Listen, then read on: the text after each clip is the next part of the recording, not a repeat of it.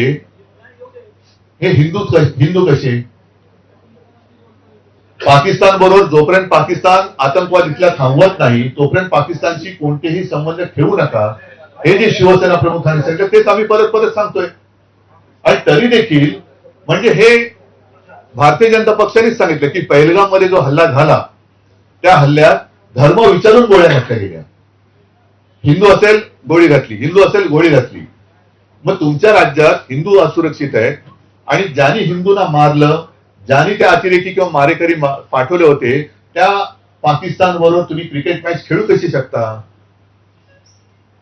बरं आम्ही काँग्रेस बरोबर गेलो म्हणून आम्ही हिंदुत्व सोडलं, मग तुम्ही चंद्रबाबूवर गेलेल्या ते चंद्रबाबू हिंदुत्ववादी आहेत का?